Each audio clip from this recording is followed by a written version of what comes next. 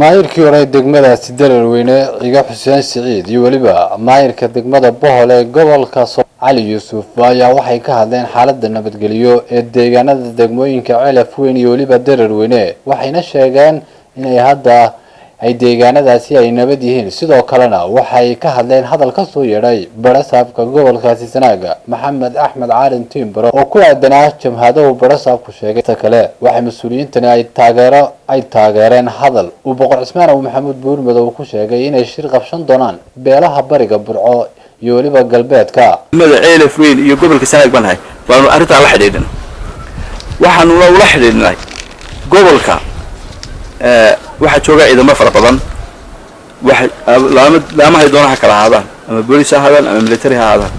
laama fara badan jooga way qaban karayeen wax way qaban karaan laakiinse waxa moodaa qowda maqashada waxna u qabanay tahay in ciidanka wala soo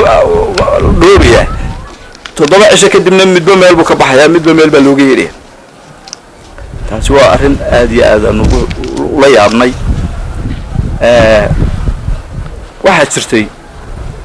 in dawladdu ka dambayso oo ay iyadu isku xaqarayso beeraha Celaf Weyn dhibaatada mar walba ka dhacaysa inay dawladdu ka dambaysaan anagu baanu arinta la xidhiidha waxa soo raacda barasaabka gobolka Sanaag lagu hadlay dilalkii ka dhacay ee kii ugu dambeeyay imaka rabadaanta dhexdeedii u ahaa wuxuu yiri beera cid baa cabaraysa waana sunne in laga cabso tii dambena waan dhageysanayni labadaba waa la yaabnay mas'uuliyad darrada barasaabka ka muuqata iyo sidoo uga hadlayo hadal jilicsan gobolka ma baahna gobolka Sanaag ergaabo ma soo dhaafo taliya kala jooga oo saraar gobolka Saraar uga soo gurmaday Celaf Weyn aad baan ugu mahadcelinaynaa taliyaha qaybta gobolka Saraar sidoo taalkiisa wax uga qabanayo degmada Celaf Weyn xarig Cabdimaalik Muuse Cordon oo ku xiran magaalada Hargeysa muddo dhowr iyo 50 cisho ah anigu waxaan arkaa inuu yahay afduub oo xarig sharciyeysan kuma xidhna qodobada lagu soo eedeeyay shalay la sheegayna waa qodobo wada sharci wada run la doonayo hadduu xitaa yiriba anu niidamo laakiin hadduu yiri iskuulka abaarsana waa la yaqaanaa cid dalana waa la garanaya Soomaaliland oo dhan waa ogtahay qofka yar ariga la jooga waa warkiisa haya uu keenana wax warkiisa markaan soo qaatay fiidiyowgiisa ugu dambeeyay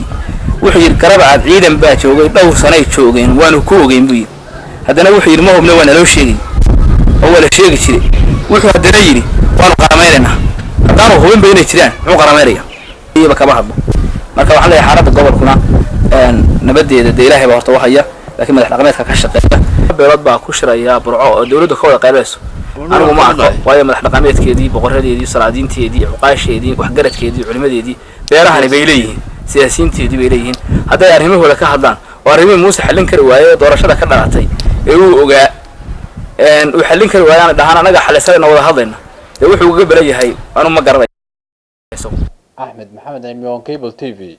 Celaf Weyn